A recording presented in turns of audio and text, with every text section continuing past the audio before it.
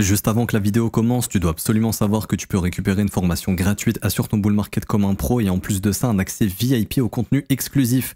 Défile dans la description de cette vidéo, clique sur le premier lien juste ici, clique sur obtenir gratuitement, remplis ce formulaire, trade sur notre plateforme partenaire BitGet et obtiens le contenu VIP qui te permettra de trader à mes côtés en suivant mes stratégies et un accès VIP sur mon Discord. Également, tu recevras automatiquement mon top 5 altcoins pour 2024. Tu peux retrouver une vidéo qui t'explique tout dans la description. Juste ici, bon visionnage.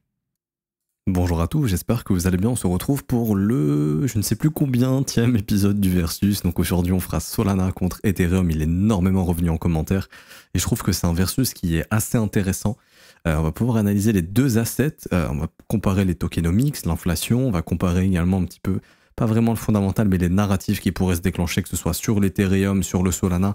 On va également comparer le market cap entre les deux. Donc là je vous ai mis un petit graphique qui représente le market cap de Solana contre Ethereum. Donc actuellement, Solana représente à peu près 16% de la capitalisation d'Ethereum, donc c'est quand même assez faible. On a fait un nouveau plus haut, donc Solana n'a jamais été autant aussi capitalisé face à Ethereum. C'est un signal qui est quand même assez fort. On va parler de tout ça aujourd'hui. Juste avant de commencer l'analyse du versus, je vous préviens, je vais bientôt sortir un top 10 altcoin. Je ferai un top 3 altcoin que je trouve assez intéressante sur YouTube, je pense début 2024, et je réserverai un top 10, donc 7 altcoins de plus pour les membres VIP. Si jamais tu veux devenir VIP, tu peux t'inscrire. C'est le premier lien en commentaire épinglé. Il suffit simplement de cliquer sur le premier lien en commentaire épinglé. Tu vas atterrir sur ce petit formulaire. Ensuite, une fois que tu es sur ce petit formulaire, tu cliques tout simplement sur obtenir gratuitement, tu t'inscris sur BitGet via notre lien partenaire, donc tu cliques ici, tu te crées un compte, ça prend 1 minute, adresse mail, mot de passe. Une fois que ça c'est fait, sur BitGet dans ton dashboard, tableau de bord, tu vas avoir l'ID utilisateur qui est juste ici, tu le copies, tu reviens sur le formulaire du site, donc celui-ci, tu mets ton identifiant BitGet, tu mets un mail sur lequel tu veux recevoir ton accès, donc tu vas recevoir la formation gratuite et ensuite si tu trades sur BitGet pendant quelques jours, tu passes quelques petits trades pendant 3-4 jours, tu obtiendras l'accès VIP et donc tu obtiendras également la vidéo top 10 que je sortirai bientôt. Parenthèse fermée, et tu auras aussi plein d'autres contenus, des vidéos exclusives, des trades qu'on t'envoie, etc., que tu pourras suivre nos investissements, etc., et tout ça totalement gratuitement, il n'y a rien à payer. Parenthèse fermée, on se retrouve du coup sur Ether face à Solana. Alors première des choses, on va comparer les capitalisations des deux assets. Donc on est sur des capitalisations qui sont assez différentes. On a quand même un market cap de 267 milliards pour Ethereum, de 42 milliards pour Solana. Donc là, il n'y a pas photo. Ethereum a une capitalisation qui est beaucoup plus importante. Donc si tu cherches la spéculation, l'aspect spéculatif, et en tant qu'investisseur, c'est ce qu'on va chercher, on va pas se mentir. Demain, si tu me dis tu peux investir sur un projet exceptionnel et un projet un peu moins bien, me faire plus d'argent sur le projet moins bien, je pense tous qu'on va aller chercher le projet moins bien. Ok, je dis pas que Solana c'est un projet moins bien, je dis juste que la capitalisation est plus faible. Et donc, le potentiel de performance est donc automatiquement plus important. Ok. Maintenant, en termes de safety, Ethereum, donc de sécurité d'investissement, Ethereum a quand même tenu quelques cycles baissiers.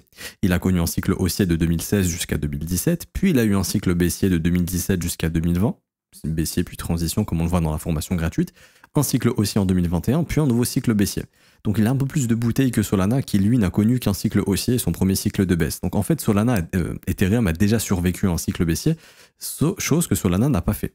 Il est en train de montrer qu'il est en train d'y survivre pour moi. Donc c'est très bien d'avoir autant de force et même plus de force qu'Ethereum. Ça nous prouve que actuellement on a vraiment un Solana qui a retrouvé de la force et qui pour moi montre qu'il est prêt à survivre à ce bear market, donc c'est très bien, mais Ethereum a plus de bouteilles, on a un historique pendant un cycle en plus, donc on va dire au niveau de la sécurité, je mettrai quand même le point pour Ethereum. Maintenant pour la performance, je vous le dis tout de suite, je pense que Solana a un pourcentage de performance potentiellement plus important, grâce à sa capitalisation. Okay, il est beaucoup plus facile pour Solana de faire par exemple un x5 que de faire un x5 pour Ethereum. Pour que Ethereum fasse un x5, il va falloir qu'il dépasse les 1000 milliards, et encore c'est plus, hein. Si je fais 267 x 5, il va falloir qu'il dépasse les 1330 milliards de capitalisation, c'est beaucoup. Si Solana veut juste atteindre le x5, il lui faut atteindre les 210 milliards, donc 5-6 fois moins de capitalisation. C'est plus plausible. Ça ne veut pas dire que Ethereum est un mauvais investissement, ou que Solana est vraiment un meilleur investissement, ça veut juste dire que, en termes de capitalisation, le pourcentage de performance est plus important. Par exemple, quand vous allez comparer Bitcoin et Ethereum, Ethereum performe plus sur les cycles précédents parce qu'il avait une capitalisation plus petite et donc tout naturellement, il est plus facile pour lui de performer C'est exactement la même chose pour Solana. Maintenant, ce qu'il va falloir surveiller, c'est pas seulement la capitalisation, c'est la tokenomics, c'est-à-dire le supply, comment il se comporte. Donc là, on va sur ChanceCoinTrader Pro, on regarde Ethereum, on écrit supply, et là on regarde l'inflation du token. Est-ce qu'on a beaucoup de nouveaux Ethereum ou non? Depuis la mise à jour sur Ethereum, on a une déflation, c'est-à-dire que là on avait une création constante d'Ethereum. Vous voyez par exemple de 2016 jusqu'à 2022, on a eu 58% d'inflation, ce qui est beaucoup quand même hein, sur une capitalisation comme Ethereum. Mais quand on est en bull market, on s'en fout, il y a tellement d'argent qui rentre que l'inflation... Je fais toujours cette comparaison, mais elle est importante. Demain, si votre salaire fait x2 mais que l'inflation est de 10%, vous vous en foutez. Par contre, si votre salaire prend 5% mais que l'inflation est de 10%, là, il y a un problème. Bah, en bear market, on perd de la capitalisation, donc c'est comme si votre salaire y baisse. Par exemple, on vous dit, bah, je vous passe de 2000 € à 1500 €, et en plus, l'inflation est 10 fois plus chère, ok? Enfin, est 10% plus chère. Donc là, il y a vraiment une réelle perte. Bah, ça, c'est ce qui se passe en bear market. Mais en bull market, il y a un peu d'inflation, mais la capitalisation et l'argent rentrent tellement que ça gomme en fait l'inflation. Donc c'est pas tellement grave. Mais là, ce qui est encore mieux sur Ethereum, c'est que l'inflation, elle diminue.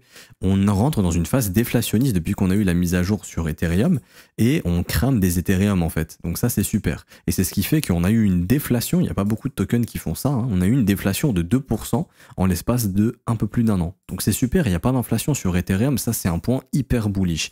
La différence avec Solana, c'est que Solana, lui, malheureusement, il connaît ce qu'on appelle une inflation et qui est quand même assez importante. Ou Solana, si je prends sur un an, donc on va prendre en janvier 2023, hop, à peu près, on a eu une inflation un an de 17%. Donc sur la tokenomics, il n'y a pas photo, le point, il va à Ethereum, ok? Tokenomics Ethereum. Maintenant, capitalisation, le point, il va à Solana, ok? Le potentiel de performance est plus important sur Sol. Je vais agrandir, peut-être que vous ne verrez pas bien sur la rediff, ici, ok. Donc tokenomics, capitalisation, ok. Ensuite, des points importants, ça va être la des événements à venir. Donc je ne fais pas de dessin, événements à venir, si j'arrive à écrire, événements à venir, ETF, pour ETH, hyper bullish, entrée d'argent, instit et retail importante. Donc ça, c'est pour ces prochaines années, ok? Donc ça, hyper bullish. Maintenant, on n'est pas à l'abri d'un ETF Solana le jour où Solana ne sera plus une security, etc. Ok? Parce qu'actuellement, comme tel, c'est considéré comme tel. D'un ETF sur Solana dans les prochaines années. Parce que comme je vous expliquais il y a quelques jours, je pense que BlackRock, son but, c'est de proposer un maximum de produits pour le marché crypto. Pourquoi? Parce qu'ils doivent avoir des échos et on doit leur dire, écoute, nous on est des fonds et ils doivent de plus en plus voir d'argent être investi dans le marché crypto et ils se disent, ok, il y a des tonnes d'argent qui nous passent entre les doigts parce qu'on n'a aucun produit. Donc le fait d'avoir un ETF Bitcoin, puis un ETF Ethereum, donc spot, puis par la suite proposer des ETF futurs, puis des indices ETF, puis peut-être des ETF sur Solana, sur d'autres crypto-monnaies ou des ETF indices. C'est-à-dire, par exemple, on prend le top 10 des crypto-monnaies, puis on en fait un ETF. Et en fait, ça permet d'avoir une exposition au marché crypto. Et au lieu de se casser la tête à trouver les meilleurs cryptos, bah, les retail ou simplement les institutions se dire, ok, bon, bah, pour nos clients, on leur achète un petit peu d'ETF crypto. C'est les 10 cryptos les plus grosses qui font cet indice-là. Et puis, si le Bitcoin il performe et toutes les cryptos elles performent, notre indice il performe. Et puis, quand ça performera pas, ça performera pas. Mais d'ici 20 ans, on voit ce que ça donne sur les 10 plus grosses cryptos. Celles qui ont vécu un 1, 2, 3 cycles baissiers, par exemple, bah, elles auront des chances de survivre et de survivre et de survivre et de prospérer encore. Je pense par exemple à des Cardano, à des Ethereum, à du Bitcoin bien évidemment, et à des tonnes de cryptos qui ont survécu, peut-être des Litecoin qui pourraient être dans ces indices-là et qui feraient simplement une moyenne de fluctuation comme ça à terme où entre 1 et 2 ans, tu pourrais avoir une fluctuation de 100%, puis après une correction de 80%, mais une hausse de 2 ans, 3 ans après de 100%, puis une nouvelle correction de 60%. Mais sur le long terme, ce sera haussier, donc c'est un moyen d'avoir une exposition sur le marché crypto d'une façon assez professionnelle. Bah, je pense qu'il y a des tonnes d'indices comme ça qui vont arriver, et on ne serait pas à l'abri qu'un jour il y ait des ETF Solana qui arrivent. Également, on a Grayscale, ça c'est bullish. On a Grayscale qui propose du Solana à leurs clients. Et actuellement, alors, quand vous êtes dans les crypto-produits ici, vous allez avoir le GBAT, donc ça c'est le Basic Attention Token. Donc en fait, il y a plein de cryptos ici, il y a même du Link, etc. Donc c'est des trusts pour l'instant. Le Bitcoin Trust sera transformé en ETF probablement bientôt. Mais Solana y est. On a le GSOL, ok. Et là, en fait, vous avez le AUM, ça veut dire quoi? C'est le Asset Under Management. Donc, en gros, c'est le nombre de pognon que Grayscale a, ok. Donc là, par exemple, si on prend le Bitcoin, hein, donc le GBTC, qui est ici, Grayscale a 26 milliards de dollars sous gestion. C'est-à-dire qu'il y a eu une demande institutionnelle assez énorme, mais en fait, plus le asset under management il augmente, plus ça veut simplement dire qu'il y a de la demande en Bitcoin de la part de ces institutions qui passent par le trust de Grayscale. Donc là, on est à 26 milliards de dollars. Par exemple, le Solana, on est à 23 millions de dollars. C'est très faible, ok. Ethereum, ici, on est à... Le ETHE, on est à 6 milliards. Donc il y a une demande institutionnelle plus importante en Bitcoin qu'en Ethereum, mais Solana, on voit quand même qu'on est sur des valeurs qui sont assez faibles. Ok, ça peut nous indiquer tout simplement qu'à terme, il y aura de la demande institutionnelle, et s'il y a de la demande institutionnelle, il y a la possibilité d'avoir de l'argent institutionnel qui va sur le Solana, parce qu'il fait partie ici d'un trust de Grayscale, qui est un prestataire institutionnel qui est assez reconnu. Je pense que vous connaissez tous Grayscale. Pour ceux qui ne connaissent pas, grosso modo, les institutions qui veulent spéculer sur le marché crypto passent par eux. Et en fait, quand on voit le asset under management qui augmente, ça veut tout simplement dire qu'il y a une demande institutionnelle ici. Ok ? Et donc ça aussi, c'est plutôt positif. Et le fait qu'il y ait aussi peu pour l'instant, bah, si jamais un jour il y a la demande institutionnelle, il faudra s'attendre à une explosion des prix. Parce que si un jour ça passe à 2-3 milliards sous gestion, même si ETH par exemple est à 15 milliards, Solana, si jamais ici il fait un x100 en termes de valeur sous gestion, ça fera beaucoup de demandes. Et en fait, Grayscale, elle n'a pas le choix. S'il y a de la demande, elle doit acheter sur le marché spot. Et donc à ce moment-là, s'il y a des institutions qui viennent voir Grayscale qui lui disent écoute, nous on veut ton GBTC, on achète ton GBTC, bah va falloir que Grayscale le back, enfin pardon, ton GSOL, va falloir que Grayscale back le GSOL. Et donc pour backer le GSOL, il faut du Solana. Et donc ils iront acheter du Solana sur le marché spot tout simplement. Et ça pourrait faire monter les prix, par exemple. Ok ? Donc c'est un point qui est quand même assez positif. Donc si vous voulez mon avis sur le long terme, je pense que Solana, ça peut être un investissement plus rentable, pardon, je parle de multiplicateur. Ok. Par exemple, là, si Ethereum il monte à 10 000 dollars, bah, il fait un x5 à peu près. Ici, on est à 343%, donc on est aux alentours d'un x4,3, quelque chose comme ça. Solana, déjà, s'il revient à son ATH, ici, il fait déjà un x2,6. Et il lui suffit de monter un peu plus, ici, donc d'atteindre à peu près 400 dollars, ce qui n'est pas non plus exceptionnel, on va pas se mentir, parce que là, on aurait une capitalisation 4 fois plus importante. On serait à 160 milliards de capitalisation et on aurait une performance similaire à Ethereum. Par contre, lui, je vous rappelle, faut qu'il monte. Ici, s'il veut monter à 10 000 dollars, faut que Ethereum, sa capitalisation... Non, c'est pas... ça, on s'en fout. Faut que sa capitalisation à Ethereum, elle soit ici de x5. Ok, c'est énorme. Quasiment x5. Donc là, on serait à plus de... là, on est déjà à 267 milliards, on serait à plus de 1000 milliards, c'est quand même beaucoup d'argent. Donc moi, je dirais qu'au niveau de la performance, Solana risque d'être plus performant qu'Ethereum. Maintenant, est-ce qu'il faut l'un ou l'autre dans son portefeuille? Pour moi, il faut les deux. Maintenant, si on veut le point de vue spéculatif, peut-être donner une allocation un petit peu plus forte à Solana.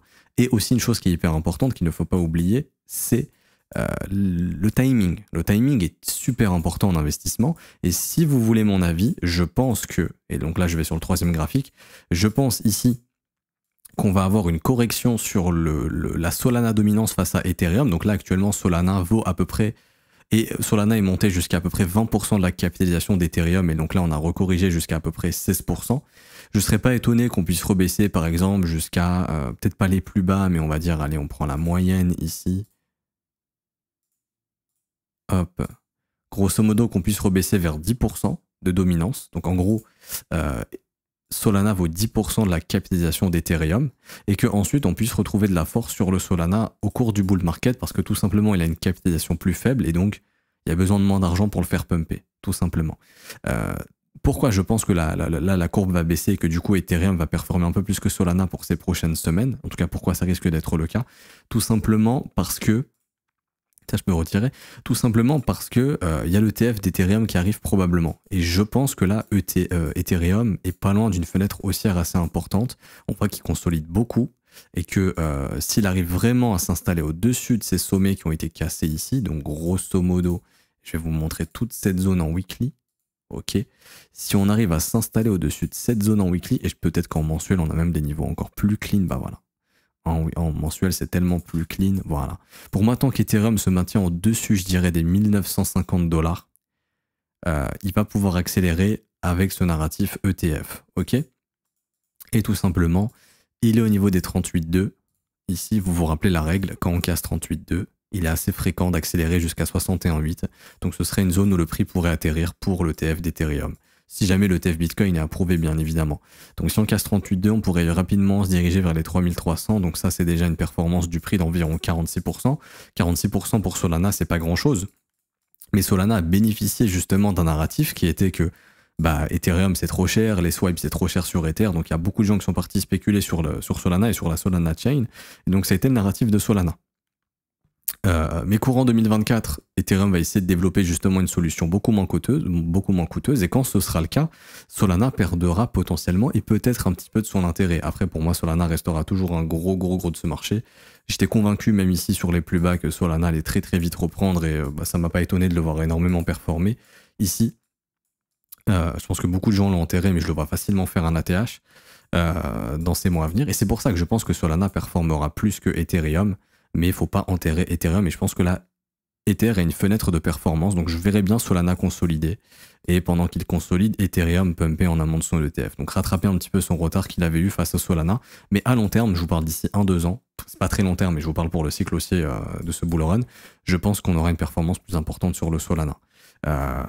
Tout simplement. Et là, je pense qu'à l'arrivée des ETF, vaut mieux switcher un peu de Solana en Ethereum, pour bénéficier justement de ce narratif Ethereum, et avec un Ether qui pourra peut-être performer plus. Et une fois que l'ETF sera là sur Ethereum, peut-être re-switcher sur du Solana par la suite, pour jouer le gros bull run, peut-être 2025, etc.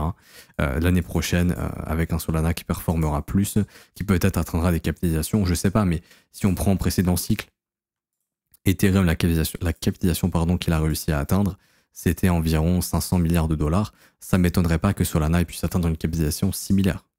Je ne dis pas que Solana va dépasser Ethereum. Je dis qu'en gros, Ether, il peut passer à 1000, 1500, voire 2000 milliards, et que Solana, lui, puisse atteindre 500, 600, 700 milliards, quelque chose comme ça, en tout cas qu'il fasse partie du top 5. Et je pense personnellement que le top 5 aura une capitalisation au moins supérieure à 200 milliards de dollars. Je pense. Au top du prochain bull run. Parce que plus on monte, plus les cycles se poursuivent, plus les capitalisations augmentent.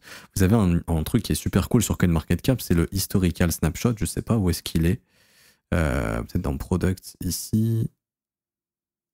Non. Cryptocurrencies, voilà, c'est ça. Si on va voir le top 5 du marché crypto en décembre 2021, déjà on regarde en décembre 2017. Ok, le top du marché crypto, on prend le 18 décembre 2017. Non, pardon, ça c'était 2016. 17 décembre 2017. Le top 5, il fallait avoir minimum 17 milliards de capitalisation pour y être. Ok, ça c'était en 2017. Ok. Et Ethereum était à 70 milliards de capitalisation, même pas à son top, on était monté à plus, on était monté à 140 milliards si je dis pas de bêtises, quelque chose comme ça. Ok, je vais voir juste après, 31 décembre par exemple. Ici, on était à 18 milliards, donc il fallait avoir au moins 20 milliards pour être dans le top 5 à peu près. On prend le top 5 en 2021, donc cette fois-ci on va en décembre. Là actuellement, pour être dans le top 5, déjà c'est 60 milliards de capitalisation. Donc déjà il y a eu un gap, ok. Bon après il y a Tether qui est venu dans le top, mais voilà, c'est minimum 60 milliards. Et je pense même que c'était plus, voilà, si on trouve vraiment le top, je ne sais plus c'était quand, si on va peut-être au 28 novembre. Ici voilà, on était à 61 milliards et je crois même que Solana, et du coup Solana était le top 5 et il est monté jusqu'à combien? Il est monté jusqu'à, ici, quasiment 80 milliards. Donc voilà, pour être dans le top 5, fallait être aux alentours des 60-80 milliards de dollars. Donc au prochain cycle, surtout avec les ETF, on s'attend à ce qu'il y ait plus d'argent qui rentre dans le marché. On s'attendra donc tout naturellement à ce qu'on ait des capitalisations plus importantes et peut-être au moins, donc là on a vu qu'on a quadruplé de 2017 à 2021. Déjà, si on double ou on triple, on sait que pour entrer dans le top 5, il faut être minimum à 120 milliards de capitalisation, voire 150 milliards. Donc à ce moment-là, si Solana il est 5e, on sait déjà qu'il pèse 120-150 milliards. Si par exemple il est top 3, on sait qu'il pèse au moins 200-300 milliards de capitalisation. Donc à ce moment-là, il a fait une performance qui est très importante et il faudra qu'Ethereum atteigne des capitalisations assez importantes, au moins les 1000 milliards pour pouvoir rivaliser. Et même s'il atteint 1000 milliards, il rivalisera pas avec un Solana si jamais il atteint par exemple les 500 milliards de capitalisation. Donc c'est pour ça que de mon point de vue, Solana, plus grosse performance, on s'attendrait à une plus grosse performance au prochain bull market ici. Vous vous souvenez, j'avais comparé quand on était sur les bottoms ici, la cyclicité de Solana face à Ethereum, et on avait vu le fractal, donc en fait le comportement du prix de Ethereum à son cycle précédent. Pour ceux qui s'en souviennent, je ne sais pas si vous vous souvenez.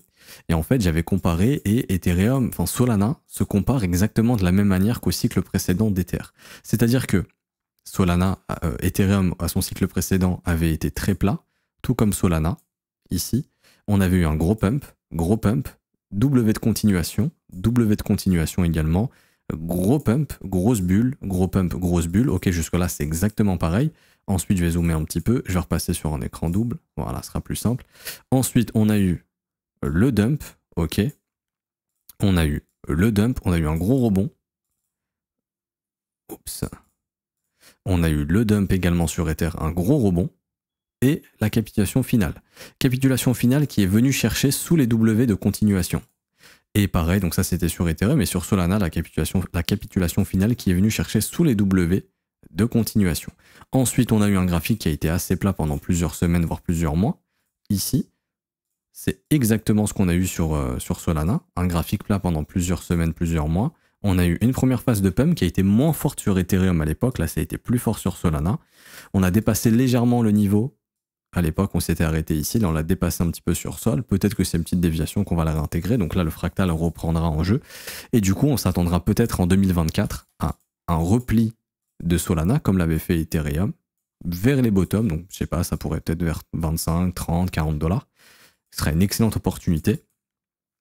Et à ce moment-là, en fait, on trace la zone de rechargement, ni plus ni moins. Hein. Ici, hop, on faisait pareil sur Ethereum, on traçait la zone de rechargement. On y est revenu et après on a eu le vrai bull market. Si jamais c'est le cas, ça voudrait dire que là on est en train de trouver un top, que Solana va retracer dans la zone de rechargement, peut-être pour venir faire ce qu'on appelle les wake-off checks, c'est-à-dire de retester les points de cassure qui ont lancé le premier bull run, donc c'est retour des 32 $ à peu près. Une fois qu'on revient ici, bien sûr si vous chopez du Solana à 32 et qui va direction 200, 300, 400 $, bon là il n'y a pas de doute, la performance ça sera plus importante sur Solana qu'Ethereum, ok. Et du coup, si on suit la fractalité, bon bah à ce moment-là, ça c'était le top. Là, ça sera notre top. On a eu la correction et le gros rallye aussi ici. On aura donc la correction et le gros rallye aussi ici si l'histoire se répète. Ok, donc Solana ressemblera à ce qu'a fait Ethereum en 2021, mais du coup, ça sera pour 2025 en Solana. Ethereum était venu chercher une extension de 361,8% pour son top. Ok, donc si jamais l'histoire se répète à la perfection, ce qui peut ne pas arriver bien évidemment, mais si jamais on a une performance similaire, vous voyez 361,8, pour Solana ça nous donnerait un objectif aux alentours des à peu près 900 $. Ça me paraît pas impossible. On serait sur une capitalisation d'environ, actuellement on aurait donc une hausse de 846%, donc fois 9,4 à peu près. Et ici, donc, on prend le market cap de Sol qui est de 42 milliards. Donc, on fait 42 fois 9,4. Pardon, attendez, je sais plus si c'est vraiment ça, je veux être sûr.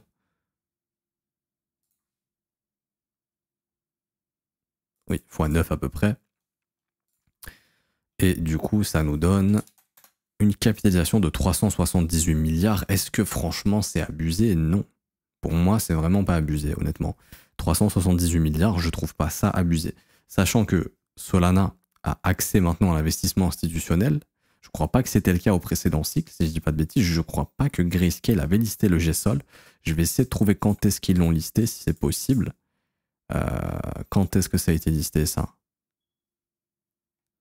Inception date, 18 novembre 2021. Donc c'était au top. Intéressant d'ailleurs hein, de voir que... quand on a eu des trusts sur Solana, c'était le top. Il n'y a pas eu de demande institutionnelle puisqu'on était à des tops. Les institutions n'ont pas été intéressées ici. Ouais, il a bien performé là, le GSOL ici. Hein. Ok. Et là, vous voyez, on a le holding par share ici qui commence à augmenter. Parce que tout simplement, on commence à avoir de la demande. Mais la demande n'est pas encore énorme. Mais il faut se dire déjà qu'on est monté à, comme je disais, on est monté à peu près 250 $, ce qui correspond en termes de capitalisation à 80 milliards $. Sans énormément d'argent, enfin sans produits destinés aux institutions. Là, la différence, c'est que là, maintenant, on a des produits destinés aux institutions. Donc, je pense qu'on pourra dépasser la capitalisation. Après, le problème de Solana, c'est qu'il y a eu de l'inflation. Donc, pour faire un nouvel ATH sur Solana, il va falloir atteindre une capitalisation. Je vais vous calculer ça de suite.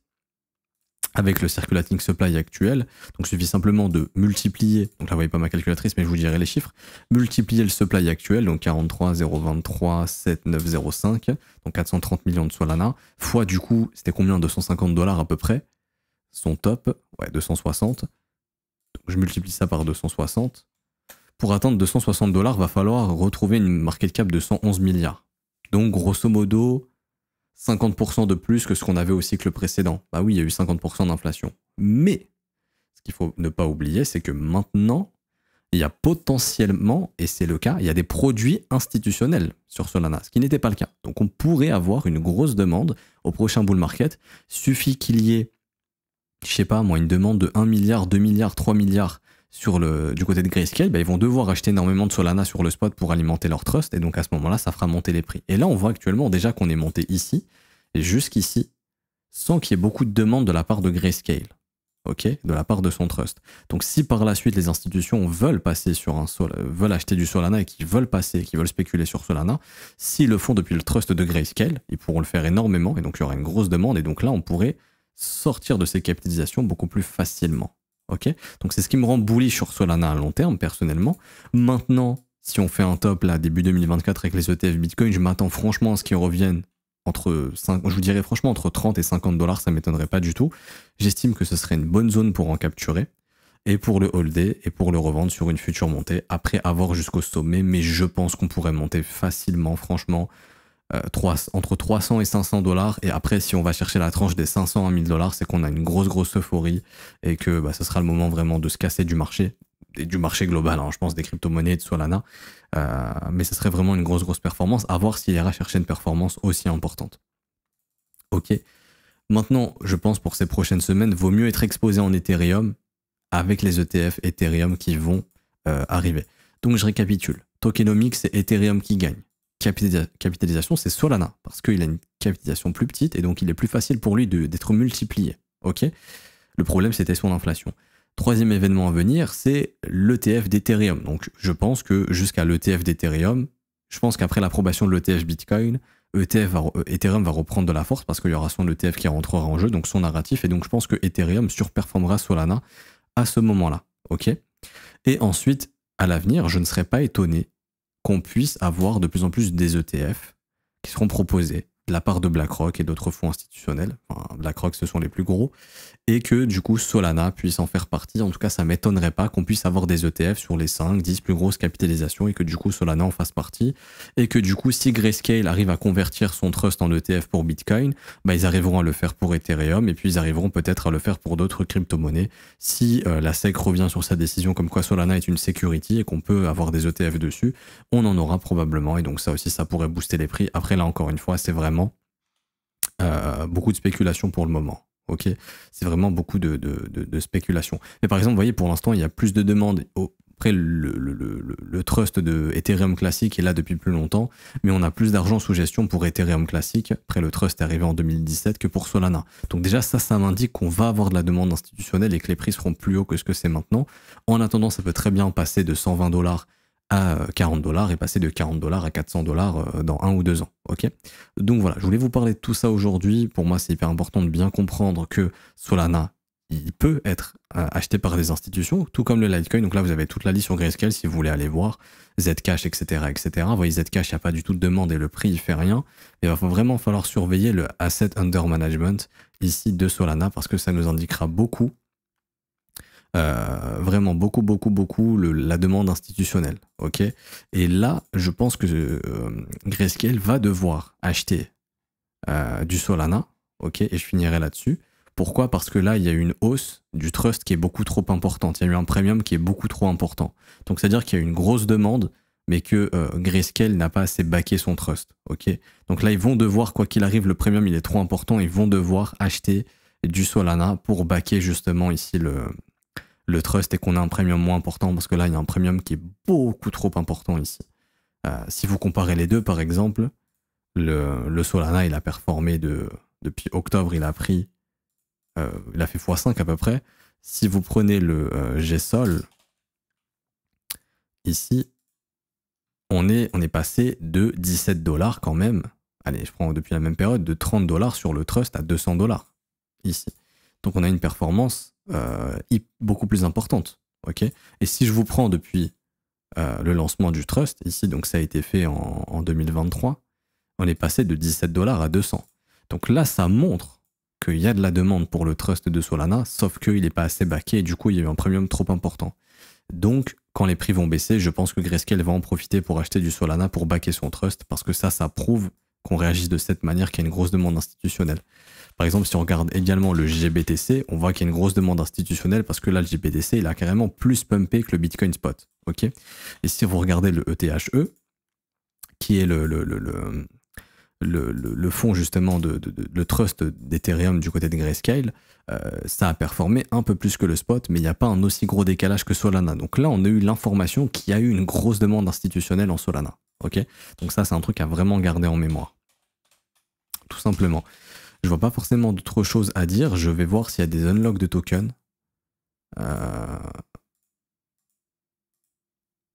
Attendez, il faut que je retrouve le site. Hop. S'il y a des unlocks de tokens pour Solana, on va checker ça. On va taper Solana ici. Hop, on clique. Est-ce qu'il y a des unlocks de tokens à venir? On va attendre que ça charge. Alors.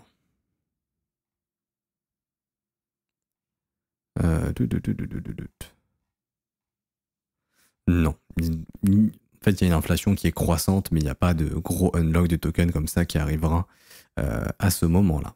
Ok. Ok. Donc, j'ai pas forcément plus de choses à dire. Pour moi, il faut avoir les deux en portefeuille. Maintenant, pour moi, il faut reswitcher un peu de Solana pour du Ethereum. Ok. Pour de l'Ethereum. En amont de ces ETF. Et après les ETF, si en 2024, on a une correction, lorsque vous allez choper du Solana, si jamais il revient dans les zones de rechargement, donc entre 55 et 35, à ce moment-là, il y aura un retour sur investissement plus fort de la part du sol, parce que par exemple, déjà si Solana, vous arrivez à le choper dans ces zones de prix, allez, je prends la zone médiane, on va dire 44 $, on va à la TH, ça fait 487%.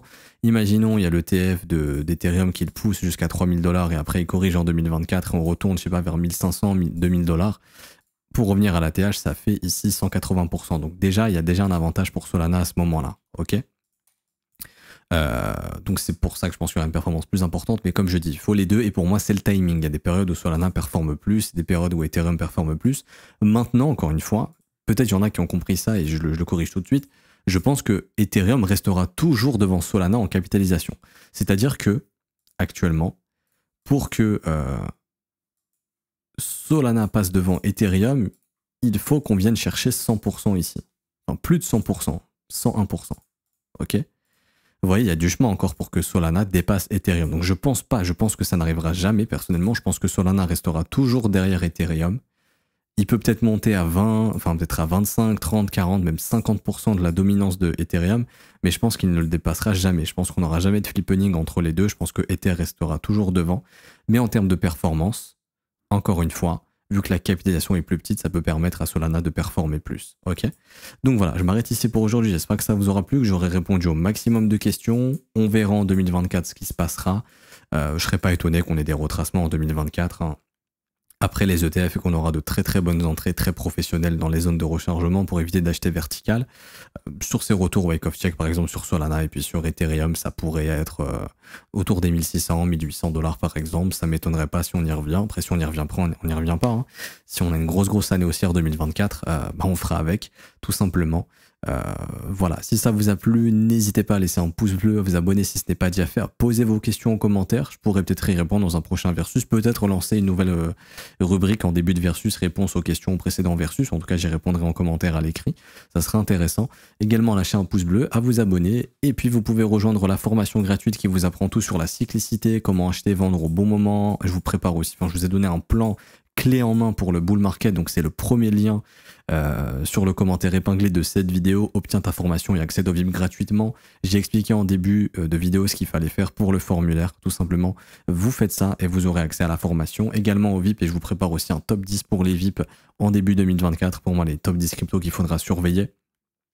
Pour ceux qui veulent se former et rejoindre l'école, c'est le 4e lien du commentaire épinglé, donc rejoindre l'école, école.letronfzco.com. Vous cliquez sur ce lien et en fait ça va automatiquement vous ramener juste ici, sur le site de l'école.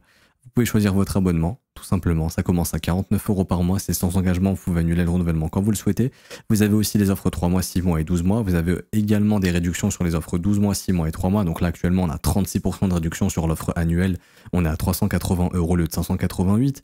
Également, vous avez accès à une formation de 19 heures. Dès que vous rejoignez l'école, vous allez apprendre absolument tout sur. Donc, on a la fondation des bases, on a l'analyse du prix, donc ça, c'est l'analyse technique. On a les structures, c'est l'analyse technique. Le momentum, c'est l'analyse technique. On a les setups, donc ça, c'est tout ce qui est gestion du risque, création de stratégie. On a également psychologie et sentiments. On a également l'order flow, donc ça aussi, c'est de l'analyse, mais pas directement sur le graphique, c'est sur les bougies. On voit vraiment ce qui se passe sur le marché avec les ordres entrants, sortants, les acheteurs, les vendeurs, ce qu'ils font en direct, etc. On apprend tout ça. Et vous avez aussi l'analyse fondamentale qui vous apprend tout sur comment bien investir en bourse et surtout sur le marché des actions. Et en plus, tous les jours, vous avez un brief quotidien du lundi au vendredi qui vous explique absolument tout sur les marchés. On analyse les marchés ensemble, je réponds à vos questions, on voit des stratégies ensemble, des investissements ensemble, on voit tout ça ensemble. Et il y a ça tous les jours du lundi au vendredi. Même les jours fériés, je suis là. Bon, sauf le 1er janvier, j'étais pas là. Mais le 25 décembre, j'étais là. Donc même les jours fériés, je suis là pour analyser les marchés avec vous. Et c'est dispo en rediffusion si vous n'êtes pas là pendant les directs. Pareil, tout est en barre d'infos et en commentaire épinglé. Si vous souhaitez nous rejoindre, bonne journée à tous. On se retrouve donc lundi pour un prochain brief sur YouTube. Ciao, ciao.